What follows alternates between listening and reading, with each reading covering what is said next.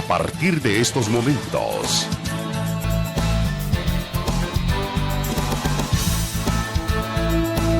Conversando con Alfredo Villarreal.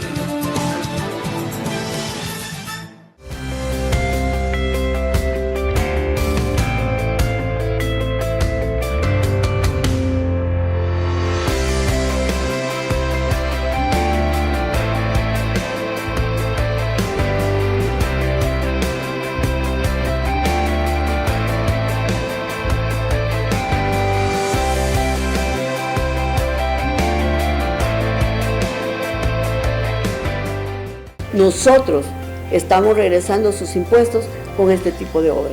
Antiguo, ahora es mejor. Desde el Centro Gripoliógico de Virogrip se pronostican lagrimeos torrenciales y malestar general.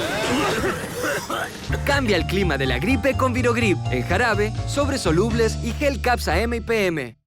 Muy buenas noches, amigos televidentes, bienvenidos a esta entrevista conversando con Alfredo Villarreal. Les saluda a su servidor Fernando Erazo. En esta noche de viernes 23 de octubre, nuestro compañero y muy querido Alfredo no se encuentra en esta ocasión. Él está realizando unas diligencias de trabajo y es por eso que en esta noche los acompañaré en esta hora conversando con dos actores muy importantes y que tienen diferentes puntos de vista en nuestra sociedad. Tenemos de invitado especial, como todos los viernes, al Ronald Umaña. Buenas noches, don Ronald, bienvenido.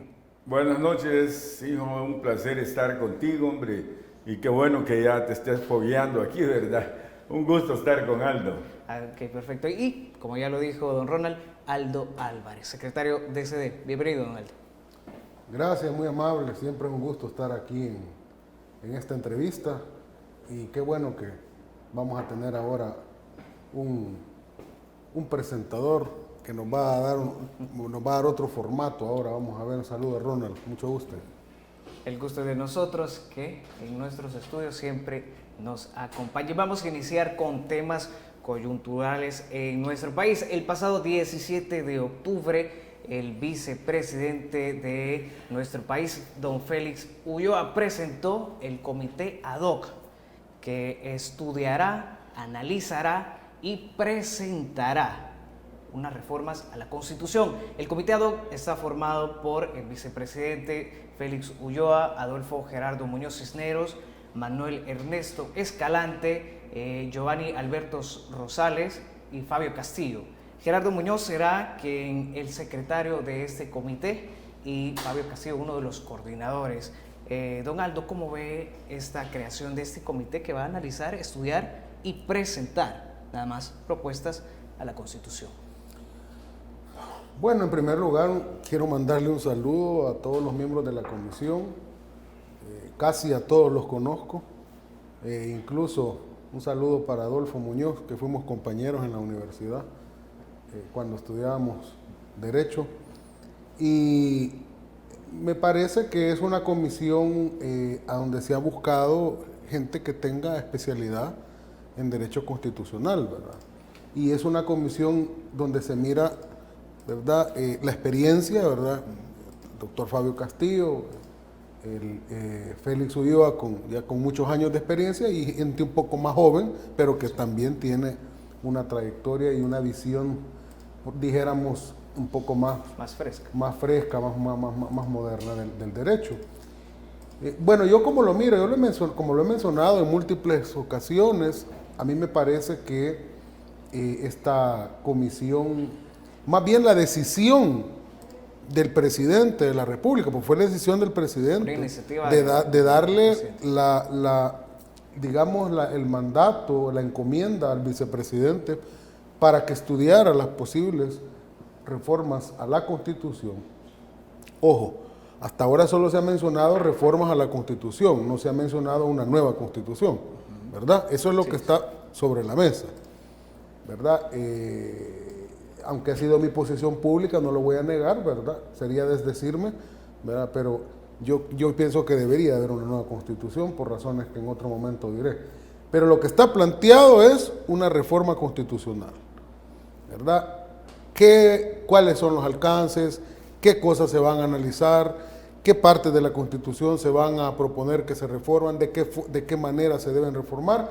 Para eso se va a tomar todo su tiempo. Estamos hablando que se han propuesto entregarlo casi que un año, se van a tardar un año, o sea, en septiembre del otro año, para el 15 de septiembre han dicho, para el Bicentenario. Entonces esto le va a dar la oportunidad para que hagan un buen trabajo. O sea, para que estas reformas tengan legitimidad, para que estas reformas no lleven ningún tipo de señalamiento, de sesgo, o que van con dedicatoria, o como se andan inventando por ahí y tratando de meter miedo de que todo esto tiene que ver exprofesamente para ver la reelección del presidente, lo cual es una soberana mentira, porque en todo caso el proceso de reforma constitucional necesita 2 asambleas, una que la haga y la otra que la ratifique, y si se le presenta a la asamblea el otro año en septiembre, la que sea electa en febrero, pues la tendrá que ratificar la siguiente, y esa entra el 2024, y el 2024 se acaba el periodo del presidente Bukele, o sea, no habría manera de que se beneficiara de una reforma en ese sentido, si esa fuese el propósito, pero no me parece que sea por ahí el propósito. Entonces, para que esto tenga legitimidad, tiene que ser algo consultado ampliamente. Academia, asociaciones, ¿verdad?, de abogados, sectores económicos, sectores políticos, sociedad civil organizada, sindicatos, si se va a analizar lo referente a parte laboral o derecho laboral. Tiene que haber una amplia consulta y tiene que haber un amplio consenso para que estas reformas no tengan ningún sesgo. Entonces a mí me parece que está bien, ¿verdad? Yo he escuchado incluso y con esto termino mi primera intervención, escuchaba incluso hace poco, ¿verdad?, a alguien a quien solo le puedo decir pseudo jurista, porque no hay otra palabra, ¿verdad?, diciendo, creo que era este abogado, no sé si era Sáenz, no sé, un bufete Sáenz por ahí, que hasta podrían haber ahí visos de inconstitucionalidad de ese estudio que están haciendo, porque solo a la Asamblea Legislativa le compete la iniciativa para reformarla. Pues sí, es que como ya no hayan que decir, alguna tontera tienen que hablar, si esta comisión va a hacer un estudio, y cuando el estudio esté concluido, le van a presentar a la Asamblea para que 10 diputados, dice la Constitución, porque para la reforma tiene que ser no menos de 10 diputados, le den iniciativa de ley, ¿verdad?, para que entre a la Asamblea. Entonces, no veo por dónde el hecho que un presidente nombre una comisión para que haga un estudio, eso va a tener algún viso de inconstitucionalidad, ¿verdad? Ok, don Ronald, ¿cómo ves esta creación de este comité? A mí me parece muy bien, hombre, realmente. Los personajes que están, los 5, me parece que tienen la calidad para llevar adelante el estudio. Mira, nosotros hemos tenido 14, 16 constituciones en este país, en estos 2 siglos de república. Esta es la 14ª. Esta es la 14, ¿verdad? Bueno, todas han sido hechas después de un golpe de Estado, ¿verdad? O sea, nunca ha sido constituciones de la república hechas con una visión de nación, de ver cómo va a llevar el desarrollo al pueblo salvadoreño. Todo fue porque hubo golpe de Estado, hay que hacer una constitución, llamemos una constituyente y hagamos una constitución que legitime a los nuevos en el poder, los que dieron el golpe de Estado. Podemos revisarlas todas. Hoy es el momento oportuno de hacer las reformas necesarias para tener una buena constitución, de hacerlo en paz, en armonía, porque las últimas reformas, que fueron las únicas que se han hecho, fueron producto de la guerra. Era para los acuerdos de paz y para que firmara vos y firmaba yo y ya acordábamos esto, ¿verdad? Hoy es el momento, por primera vez en 2 siglos, de poder reformar la Constitución y tener una buena Constitución. Mira, ¿por qué se han hecho después de los golpes de Estado y todo esto? En la Constitución de la República, ahí está incrustado todo el sistema oligárquico de El Salvador, en el cual hemos vivido pues ya 199 años, ¿verdad? Y hasta hoy, por primera vez, tenemos la oportunidad de arreglar la Constitución y de arreglarla bien, hombre. A mí me parece, pues, que este es un trabajo más de abogados, obviamente, constitucionalistas, que son los que saben los intríngulis de la Constitución. Mas, sin embargo, he visto ahí un montón de abogados en contra de arreglarla. Yo me asusto, pues, porque obviamente yo no soy abogado, pero yo soy de los que hubiera querido una constitución nueva. Yo hace unos 12 años propuse que refundáramos El Salvador, que fundáramos la Segunda República de El Salvador, y eso pasaba por un nuevo contrato social, una nueva constitución, ¿verdad? Claro, si no se puede una nueva, pues si vamos a arreglar esta, arreglemos esta, ¿verdad? O sea, algo hay que ganar en esta situación. Pero entonces sí es necesario estas reformas a la Constitución actual, Sí. que está vigente desde 1983. Sí, hijo, mira, por ejemplo, una de las cosas que yo voy a luchar y a tratar de que quede en la Constitución es el cambiar la educación de El Salvador, que quede constitucionalmente cómo debe ser la educación de nuestros niños en el país. O sea, no es posible que a nosotros nos estén educando, que a ti te estén educando igual como me educaron a mí el siglo pasado. Eso no es justo. No es justo que a mis hijos le estén dando las mismas materias que me dieron a mí. No se vale. ¿Por qué? Si el mundo ha cambiado y ha cambiado tanto que la educación debe de cambiar, ¿verdad? Entonces, y eso para mí es fundamental para el futuro de este país. Eso es fundamental para la discriminación social, para la división de clases sociales que mantenemos en El Salvador. Eso es fundamental para que el sistema oligárquico cambie, se debilite y pasemos a vivir un sistema democrático con justicia social, ¿verdad? Y la justicia social solo la vamos a alcanzar con educación y con salud para todos, igual para todos. Y eso yo voy a luchar de que quede en la Constitución. Quiero decirte que para que la Constitución salga lo mejor posible, debe de tener una cobertura nacional, y creo que todos debemos de participar, hombre, sobre todo los abogados, que son los que mejor entenderán estas cosas que nosotros. Pues, tienen la obligación académica y moral de estar de acuerdo, y no solo de estar de acuerdo, trabajar y meterse en la cuestión a ver qué hacen, ¿verdad? Ok, perfecto. Vamos a la primera pausa comercial, amigos televidentes. Seguimos conversando después de estos comerciales que son para ustedes. Ya volvemos, conversando con Alfredo Villarreal.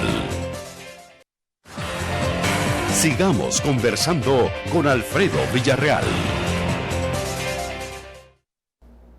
Sigamos conversando, amigos televidentes. Estamos tocando el tema sobre la creación del comité ad hoc para estudiar, analizar y presentar reformas a la Constitución.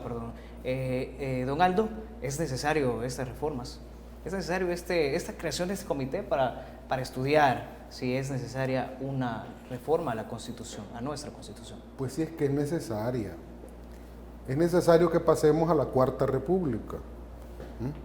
Fundar la Cuarta República. ¿Por qué digo esto? Porque a pesar que hemos tenido 14 constituciones, te puedes imaginar 14 constituciones, este país desde su fundación ha sido convulso, ¿verdad? Tan convulso que tienen 14 constituciones, ¿verdad? Y creo que necesitaríamos la 15ª, esa ya es mi apreciación personal. Pero el punto es el siguiente: tenemos que fundar la Cuarta República, porque es que aquí han habido 3 modelos de Estado. A pesar que han habido 14 constituciones, han habido 3 modelos de Estado. Primero, el que se fundó cuando la independencia, en 1821, pero la Constitución de 1824 de El Salvador, ¿eh? Que ese era como el reprise, ¿verdad? Era la continuidad del modelo agrario colonial, ¿verdad? Heredado, ¿verdad? Luego el segundo modelo de Estado fue el Estado liberal, la Constitución de 1860, la que fundó Barrios, el Estado liberal. Ese fue, si lo comparas al Estado liberal con el Estado anterior, el status quo anterior, eso fue como dar un salto de aquí a la luna, ¿verdad? Y el tercer modelo de Estado fue el que adquirimos en la Constitución del 50, la magna Constitución del 50, como la llaman mucho, porque fue una constitución de corte muy social, quizás demasiado social para la época, pero que estaba terriblemente influenciada por los movimientos constitucionalistas de post-Segunda Guerra Mundial. Recordémonos que la Segunda Guerra Mundial fue un hecho tan trascendental que se creó la teoría de los derechos humanos. O sea, fue tan brutal aquello que ahí nació la teoría de los derechos humanos. Y entonces esa tesis de los derechos humanos influenció a todo el constitucionalismo del mundo, incluyendo el nuestro. Se cambió el orden de la parte orgánica del Estado, que antes aparecía primero, ahora aparece después. Aparecen primero los derechos fundamentales, que se llama parte dogmática de la Constitución. Muchos, incluso tosudos, primitivos y atrasados oligarcas de este país, agrarios, cafetaleros, hasta la tildaron de comunista, porque se creó, fíjate, el Instituto Salvadoreño del Seguro Social. Eso era inconcebible para ellos, un instituto de seguridad social. ¿Cómo es eso que va a haber seguridad social? ¿Verdad? Se crearon derechos laborales, ¿verdad? Se creó la Procuraduría General bueno, ya le llamaron de pobres, ¿verdad? Pero ahora Procuraduría General de la República. Y una serie de reformas en el campo social que fueron realmente, digamos, disruptivas para la época. Pero seguíamos, el status quo seguía siendo el mismo. Seguíamos el estamento que controlaba el Estado, lo que hizo fue dar una constitución para tratar de aplacar un poco las demandas sociales, pero sin que realmente quien la toma de poder cambiara. O sea, primero el estamento que controlaba era el poder oligárquico, económico de este país. Y tú me dirás, es que no eran los militares. No, pues los militares eran los que le hacían el trabajo. Esos eran los empleados que estaban ahí para garantizar que nada cambiara. Entonces, luego la Constitución del 62, que fue un refrito, que ahora le cambiaron los números nada más, y la del 83, que la estructura de la Constitución del 83 es la del 50, solo que se hicieron algunos ajustes, digamos, pero la Constitución del 83 es hija de la guerra. O sea, esa Constitución es hija de la guerra. Nació recién iniciando la guerra, porque entró en vigencia el 83, pero se hizo el 82, y la guerra civil comenzó en el 80, 81. O sea, es hija de la guerra. Entonces, de alguna manera uno ve reflejado. Pensar que el contexto no va a influenciar al texto es un grave error. Hay una influencia marcada del contexto en la Constitución. Eso de dejar esas cláusulas pétreas que dejaron. Dejar, por ejemplo, decir que solo a través de los partidos políticos se podía llegar nada más al ejercicio del poder, porque no podía llegarse mediante otra vía, y esa otra vía eran los que estaban armados allá en las montañas. Entonces, el orden económico. Fíjate, yo te voy a contar algo, y Ronald lo sabe. Las reformas que se hicieron con los acuerdos de paz para poder terminar la guerra fueron reformas que solo tocaron instituciones, la parte orgánica del Estado, pero el orden económico no lo tocó. Es que los grupos oligárquicos que mordiéndose la lengua se aguantaron que tenía que terminar la guerra firmándola por medio de un acuerdo de paz, porque ya arriba ya había llegado la orden de que había que terminar la guerra, ¿verdad? Ya sabemos de quién. ¿De quién? Bueno, ¿quién era el que colaboraba con la Fuerza Armada para que pudiera continuar el conflicto, ¿no? La ayuda que recibíamos de Estados Unidos, ¿no? Y dijeron, ya la Guerra Fría se había acabado, que ya no hay guerra que pueda seguir, nadie se la va a financiar. O sea, la terminan o la terminan. Y también el otro lado se había quedado sin padrastro, ¿verdad? Se había quedado huérfano ideológico, ¿verdad? Entonces, pero eso sí, la condición que pusieron es el orden económico no me lo tocan. No me lo tocan. Esa es la condición que pusieron para poder permitir que se firmara y se reformaran las demás instituciones, ¿verdad? Se crearon el Tribunal Supremo Electoral, Policía Nacional Civil y todo lo que ya saben. ¿Y eso se podría tocar por esa ocasión? Y que hay algo que puede hacer. Entonces, ¿para qué nos vamos a meter a analizar la Constitución? Pues la reforma. No, esto va a ser intocable, esto va a ser intocable, esto no va a ser intocable. No, todo hay que analizarlo. Y mira, yo te digo algo, con esto cierro esta intervención. Yo te digo algo.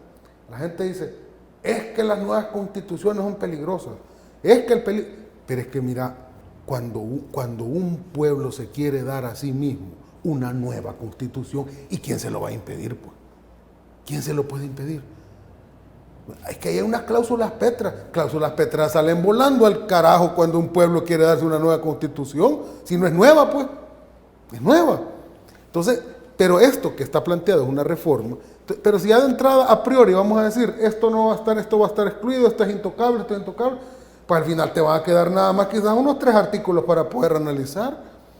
Todo tiene que revisarse, todo. Pero así como te dije al principio, muy seriamente, con amplia discusión, sacando de lado lo electoral, porque lo político no lo puede sacar de lado, pues si la Constitución es política, no hay instrumento más político que la Constitución, pero sacando de lado lo electoral. Y creo que cuando pasen las elecciones de noviembre, todavía va a faltar bastante para septiembre, va a estar fuera lo electoral. Ya que usted mencionaba esas cláusulas pétreas, don Ronald, ¿cuáles son estas? Porque se ha dicho que no se va a analizar estas. Mira, hijo, las cláusulas pétreas son una aberración jurídica montada en la Constitución. Desde 1700 y pico, allá en Francia,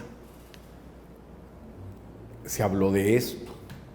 Mira, nosotros, nuestra generación, la de Aldo, la mía, no nos podemos abrogar el derecho de dejar cláusulas pétreas para condicionar la forma de vida de los jóvenes como vos, como mis hijos, como mis nietos, como los que no han nacido. O sea, no podemos abrogarnos derechos de vida de otros que ni siquiera han nacido. Yo creo que la Constitución debería de tener un periodo de revisión en la Constitución misma. O sea, cada 20 años debería de revisarse la Constitución del país. ¿Cada 20 años? Cada 20 años, por decirte algo. Podría ser cada 25 años, pero no más que eso. 20 años me parece correcto, porque todas las generaciones pueden estarla revisando y decidiendo cómo quieren vivir ellos en El Salvador, cuál es la convivencia que quieren tener ellos. Pero no me pidas a mí que yo venga y me abrogue el derecho de decir cómo van a vivir mis nietos, cómo van a vivir los niños que no han nacido en este país. No se vale, no se vale, hay que revisarla toda y profundamente. Porque claro, mira, la Constitución se hizo, las reformas se hicieron para lo de la guerra. Pero como te lo mencionaba Aldo, la guerra la terminaron en un tratado que se llamó el SALT II. Cuando cayó allá el régimen comunista de Gorbachev y Reagan, hicieron el tratado y aparecen unas 2 líneas ahí donde dicen que ya no van a estar financiando guerras. Aquí costaba $1 millón diarios para los militares en la guerra, eso le costaba a los Estados Unidos de Norteamérica. Por el otro lado, pues venía una cantidad que no se contabilizaba, pero era algo similar, porque aquí la guerra estaba empatada entre el FMLN y el ejército. Nadie pudo ganar, de hecho, fue un empate el que hubo en la guerra. Entonces, cuando tú ves eso, cuando ves que es el momento de revisarla y es el momento de hacerlo en paz y en armonía, yo creo, mi visión es que este es un momento histórico importante, que hay que aprovecharlo. Todos tenemos la obligación de aprovechar este momento y de hacer una buena constitución, donde ya el régimen oligárquico no sea el que esté incrustado ahí. O sea, hay que con pinzas hay que sacarlo. Entonces, porque las constituciones se han hecho para eso, hijo. Porque ¿cuál es el análisis materialista histórico si tú agarras las 14 constituciones de estos 2 siglos? Para ver cuál ha sido el objetivo, vos observás quién se quedó con las ganancias de este pueblo en los 2 siglos. Porque eso ha sido el fin. ¿Quién se queda con el pisto? ¿Ah? ¿Por qué crees que aquí no ha habido educación para todos? ¿Por qué crees que este ha sido uno de los pueblos más analfabetas de América en estos 2 siglos? No es porque no hayamos producido dinero, no es porque no hayamos producido plata, claro que sí. El problema es que ¿quién se la queda? ¿Quién se la ha quedado estos 2 siglos? ¿Y de dónde nace eso? De la Constitución. Por eso hay que ir allí, hay que ir adentro de la Constitución Si todo ha sido una camisa de fuerza, las constituciones de este país, para ver cómo se llevan el dinero. Aquí este pueblo no ha tenido salud, hijo, no ha tenido educación, no ha tenido una buena seguridad social. Y todos dicen que somos los más trabajadores de Centroamérica. Ajá. O sea que sí hemos producido plata. Pero ¿quién se la quedó? ¿Por qué no nos dieron lo que nos correspondía a todos como pueblo? ¿Por qué no nos dieron una educación adecuada, una salud adecuada? ¿Por qué nunca pagaron salarios de la gente aquí? Bueno, si todavía, ¿cuánto es el salario mínimo de este país? $300. ¿Vive una familia decente, dignamente con $300? No. Ni verlo, pues. Antes de ir al corte, Ronald, entonces usted calificaría que la actual constitución es precaria para un progreso social. Claro, si es una camisa de fuerza, como te digo, que hemos tenido en la sociedad salvadoreña 2 siglos. Las 14 dijimos, ¿verdad? 14. Las 14 constituciones han sido iguales. Medio maquilladas, ¿verdad? Medio cambiadas, ¿sí? Pero en el fondo, ¿qué es lo que hay que ver? ¿Quién se queda con el dinero? ¿Quién se queda con la plata que se produce aquí? Okay. ¿Ah? Ese es el fin de todo, el piso. Y si tú lo ves, es la oligarquía salvadoreña durante 199 años quien se ha quedado con esa plata. Ok, perdón, Aldo, vamos a ir al corte comercial y al regreso vamos con su idea. Vamos al corte, amigos televidentes. Ya volvemos, conversando con Alfredo Villarreal. Sigamos conversando con Alfredo Villarreal. Sigamos conversando, amigos televidentes. Estamos con Aldo Álvarez y Ronald Umaña. Aldo, la intervención anterior no le dejé dar su idea. No, lo que te quería decir era que las cláusulas pétreas tienen que ver con 2 aspectos fundamentales y un tercero que sería el territorio, pero básicamente la columna vertebral es: número 1, forma de gobierno, y 2, orden económico. O sea, por eso te decía al principio, uno no puede desvincular el texto del contexto. ¿Cuál era el contexto del 83? El contexto era la amenaza comunista, ¿verdad? El contexto era una insurgencia. Ya eran insurgentes, porque habían sido reconocidos por la Declaración Franco-Mexicana, ya eran insurgentes. Eso tiene sus connotaciones en derecho internacional. Una insurgencia que estaba pregonando por darle vuelta al régimen e instaurar un nuevo Estado, como ya había pasado en Nicaragua en el 79. O sea, ahí nomás estaba ya el ejemplo, o en Cuba el 59. Entonces dijeron, no, aquí por cualquier cosita vamos a dejar claro que no pueden modificar el Estado, es república, republicano, la democracia es representativa. Fíjate bien, el Estado es republicano, la democracia es representativa, y eso no lo pueden modificar. Y la representatividad la voy a definir yo aquí en esta Constitución, para que no entiendan otra cosa, otro tipo de representatividad. Entonces, y ahí la define, también es cláusula pétrea. O sea, no me puede cambiar ni que es representativo, ni tampoco la forma de representatividad que yo estoy señalando tampoco la puede cambiar. Esa es la manera, esa es la democracia de la que estamos hablando. Y el orden económico. ¿Cuál es el orden económico? Bueno, las famosas libertades. En realidad, el estamento económico, de poder económico, dejó claro que no le podían modificar eso en la Constitución y se impuso en las reformas del 92 con los acuerdos de paz. No se tocó. Esa fue la moneda de cambio. Entonces, claro, no esperemos que ahora salgan temerosos ellos y sus grupos acólitos, sus tanques de pensamiento, que ya sabemos quiénes son sus tanques de pensamiento que lo financian, ¿verdad? Sus grupos de la sociedad civil. Fíjate que anda un grupito de la sociedad civil que son los mismos, que andan firmando todas las cartas, ¿verdad? Que la no sé qué Iberoamericana de Derecho Constitucional, que FUSADE, que funde, y uno los mira siempre cuando ponen son los mismos siempre, en todos los comunicados son los mismos. Así, creo que se mandan la copia entre ellos para decir que es el comunicado oficial de todos. Entonces, claro, porque ellos están haciéndole el trabajo a estos grupos. y se van a oponer. Si en algún momento surge la posibilidad de la reforma al orden económico, aquí va a arder Troya. Y estos van a, así como están luchando como gatos panza arriba los diputados en la Asamblea Legislativa, ya es de sobrevivencia, porque yo le he dicho públicamente, su mundo se les acaba. Pues a este grupo oligárquicos de poder sienten que su mundo se les acaba. El mundo que heredaron de sus padres, de sus abuelos, de sus bisabuelos, y que le quieren todavía heredar a sus hijos y nietos. Entonces, por supuesto que eso te explica la furibunda y la voraz, el voraz ataque que ha recibido esta iniciativa. Pero mira, yo no me voy a ahogar más en esto. Primero, los diputados, esto que tú dices que han aparecido, tú, Ronald, y que han aparecido en otras entrevistas, ni siquiera van a ser los que van a conocer de esta iniciativa, porque ellos ni van a estar en la otra asamblea.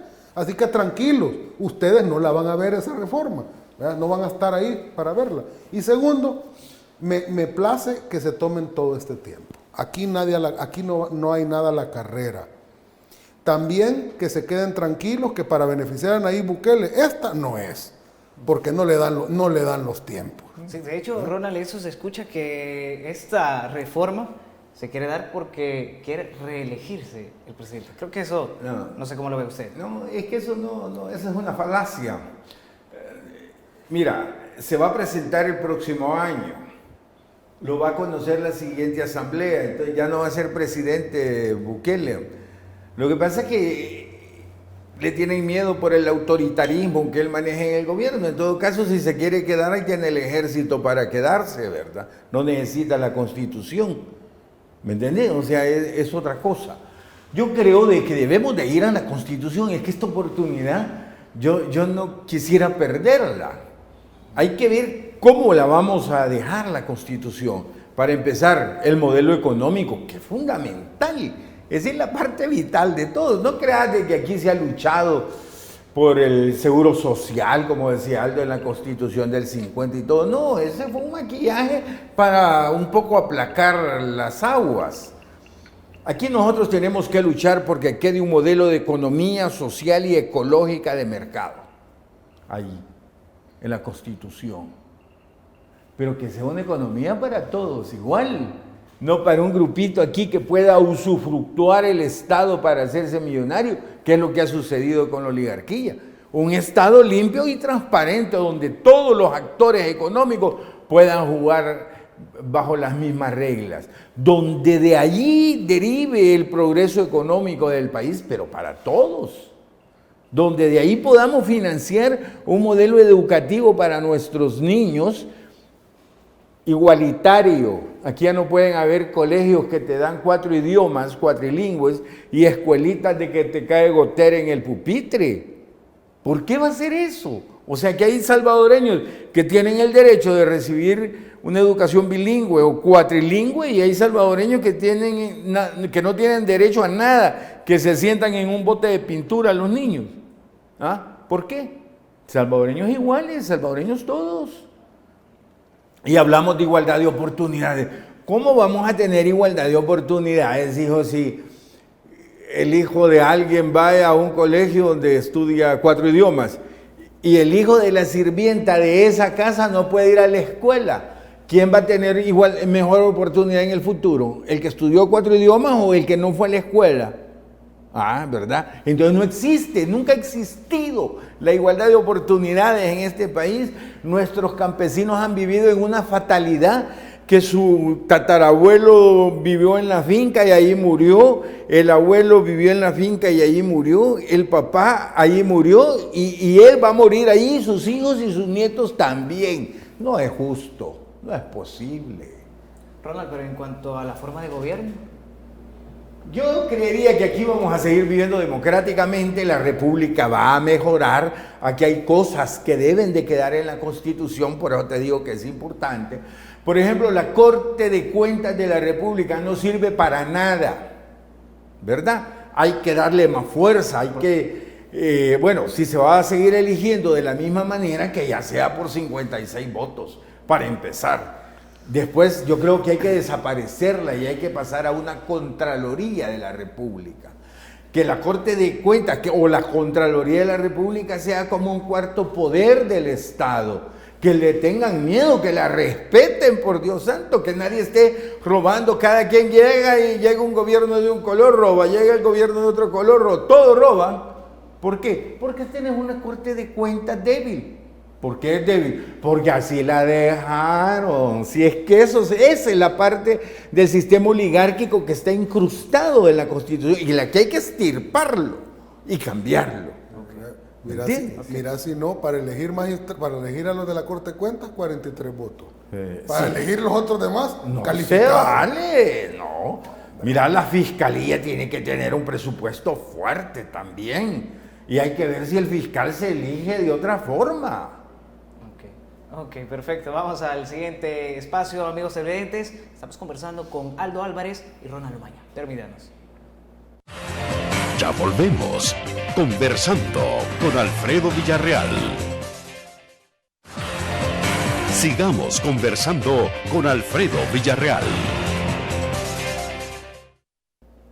Ok, sigamos conversando, amigos televidentes. Vamos con la conclusión de este tema sobre la creación del comité ad hoc que estudiará y analizará y presentará propuestas a la Constitución.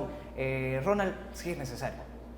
Sí, mira, por ejemplo, aquí tenemos grandes debilidades en la Constitución, debilidades hechas adrede, ¿verdad? No vayas a creer que lo que te acabo de decir de la Corte de Cuentas. La Fiscalía, si la Fiscalía de aquí ni sabemos si hay o no hay fiscal en este país. Necesitamos elegirlo de una forma diferente. ¿Cómo sería diferente? Yo, por ejemplo, propondría, no digo que esto es lo ideal, me imagino que habrán más propuestas en lo adelante, que sea por voto popular, que lo elige el pueblo, pero que no vengan las candidaturas de los partidos políticos, que vengan de las universidades que tienen facultades de derecho. Ahí que los elijan y que el sistema de elección también debe ser definido. ¿Me entiendes? Para tener abogados capaces, competentes en la fiscalía, además de valientes, porque ese es un cargo de gente valiente, de gente honorable y muy competente, muy abogados de verdad, ¿verdad? No abogados de pipipao, ¿verdad? No, gente académica. De pacotilla. De pacotilla, no, académicos de verdad, valientes y muy capaces. Eso necesitamos de fiscal. Ok, Aldo. Sí, mira, no nos daría el programa realmente para poder enumerar todas las cosas que deberían de estudiar, que urge que deben de estudiarse, que ya no dan para más, o sea, ya están colapsadas desde hace rato. La Corte de Cuentas es una, el Tribunal Supremo Electoral. El Tribunal Supremo Electoral tiene que desaparecer. Tenés un Tribunal Supremo Electoral que, además de que administra elecciones, también imparte justicia electoral. Sí, no, o sea, hay que separar eso. Es que separar, eso tenés que separarlo, y eso solo lo puedes hacer reformando la Constitución, no hay otra, ¿verdad? O sea, tener jueces electorales separados de los que administran las elecciones. Para el caso, la propuesta que se ha presentado de un posible tribunal de constitucionalidad, por ejemplo, que muchos dicen, quieren acabarse a la sala de lo constitucional, no, pues aquí nadie se quiere acabar a la sala. Bueno, sí, te tendrías que acabar a la sala, pero crear una nueva manera de impartir justicia constitucional, un tribunal de constitucionalidad como el que tiene Francia. Francia tiene un tribunal de constitucionalidad, Austria, aquí a la par en Guatemala sin ir muy lejos, ¿verdad? Pero ¿qué pasó? Los del 83 se jalaron el sistema del control difuso al estilo norteamericano y hasta el último juez de la República, allá en Candelaria de la Frontera, es juez de la Constitución y puede declarar inaplicable una ley si cree que es contraria a la Constitución. Y muchas veces decime qué conocimientos de derecho constitucional tiene nada. Un juez de allá de Paz de Chirilagua, por ejemplo, pues sin menoscabarlo. Claro. Con muchos tendrán algo de conocimiento de su materia, pues, por mucho. Entonces, te digo, esas cosas hay que analizarlas despacio, muy con lupa, no a la carrera, pero de que hay instituciones que ya no dan para más en este país y hay que reformarlas, eso es un hecho cierto, ¿verdad? Y nadie se tiene que andar escandalizando por eso, pues. O sea, te puedes imaginar en el 83, el medio ambiente, ¿Cómo eran las ideas del derecho al medio ambiente en el año 80? Nadie hablaba de eso, eran unas ideas esnovistas de los suecos, allá en el 83, eso del medio ambiente. Ahora son derechos humanos de cuarta generación, y deben estar constitucionalizados. Ok, Ronald, ¿quiere abonar algo más? Mira, dos cosas para que quede así como filosóficamente hacia dónde debemos de caminar. Aquí hay dos cosas que no se han democratizado nunca en este país, en estos 2 siglos, en esta república. La justicia y el dinero. Esta constitución tiene que servir para democratizar la justicia y el dinero. Yo quiero un modelo de economía social y ecológica, hoy le pongo lo ecológico, de mercado. Eso sí, mercado para todos, ¿verdad? No solo para el grupito que ha usufructuado esto. Con la visión esa de que hay que democratizar el dinero. ¿Y quién ha sido el dueño del dinero de este país en estos 2 siglos? Un grupo oligárquico. Aquí hay familias con 10.000 millones de dólares de capital en este país, miserable, tercermundista. Tú volvés a ver y encontrás familias con 10.000 millones de capital. Gente que no podría creerlo en El Salvador, dirían, sí, aquí. Ok, No me vale. Ok, perfecto, Ronald. Vamos al siguiente espacio. Al volver vamos con uno de los temas que teníamos en agenda, pero este se alargó. Pero ahorita vamos al corte comercial. Permítanos. Ya volvemos. Conversando con Alfredo Villarreal.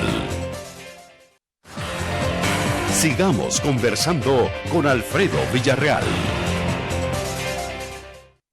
Sigamos conversando, amigos oyentes, y tocamos el tema rápido sobre la economía y hablamos del anteproyecto del presupuesto general de la Nación para el año 2021 por 7.453.5 millones de dólares, aproximadamente un 16% adicional del año pasado.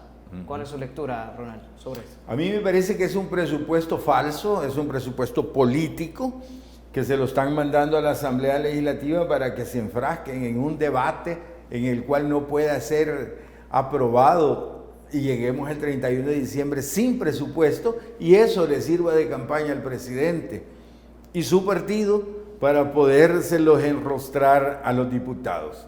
Si yo tuviera el poder en la oposición y fuera diputado, yo agarraría el presupuesto y lo devolvería intacto, lo aprobaría tal cual está. Es más, le pidiera al ministro de Hacienda que si le quiere poner más, que le ponga más. Y se lo devuelvo, porque para mí es una cuestión política más que un presupuesto serio y formal. No podemos estar subiendo esa cantidad después de un año de pandemia, con la economía con, qué sé yo, 9-10% menos que los otros años, con una deuda del 93% del PIB y hay que financiar 1.400 millones más. Eso no va a llegar al 98-100%. Va a ser imposible ese presupuesto. Ok, Aldo. Bueno, yo creo que los presupuestos se hacen en base a proyecciones. O sea, el presupuesto no es más que una proyección de lo que se espera en materia de ingresos. No solo en términos recaudativos, sino también de otras fuentes de ingresos. O sea, es un consolidado de lo que se espera. ¿Y cuál es la proyección de crecimiento para el próximo año que sustenta este presupuesto que se ha presentado? Bueno, cuando lo presentaron a la Asamblea, dijeron, le pusieron que la proyección era el crecimiento del 3.9 al 4%, porque eso había dicho el BCR, el 3.9%. Vinieron los diputados y se rieron, unos hasta con sorna. Que les pasaba, que estaban locos, que la economía cómo iba a crecer un 4%, si venía creciendo históricamente un 2.5 como máximo por ciento, y hoy con esta pandemia el otro año, ¿cómo íbamos a crecer 4%? Que eso era un mal chiste del ministro, que el gobierno del presidente Bukele les había presentado una farsa y todo lo demás. Y de repente, hace semana y media, sale el Fondo Monetario Internacional y dice que las proyecciones de crecimiento para El Salvador son de 4%.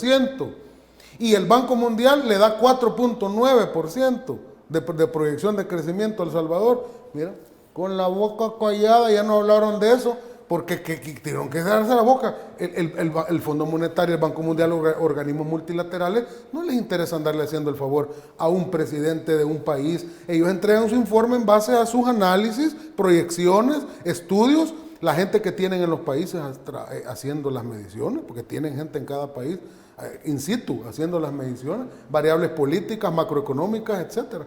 Entonces, ese presupuesto ahora parece que ya se van por otros lados. Ya no es ahora la proyección de crecimiento, de ingresos, sino que ahora ya es otras excusas las que tienen. Ok, perfecto. Ya no queda más tiempo, amigos televidentes. Realmente gracias, Ronald. Gracias, Aldo, por estar en esta noche. Es que el primer tema estaba muy bueno. Por supuesto, así es. Y todo para ustedes, amigos televidentes, para que estén enterados y vean los diferentes puntos de vista de la realidad que estamos viviendo en nuestro querido país. Llegamos al final. Gracias por habernos acompañado. Por favor, respete el distanciamiento social, utilice la mascarilla para no contagiarse de COVID-19. Feliz noche y feliz fin de semana. Desde el Centro Gripológico de Virogrip se detectan abundantes precipitaciones de mocos. Cambia el clima de la gripe con Virogrip, en jarabe, sobres solubles y gel Capsa M y PM.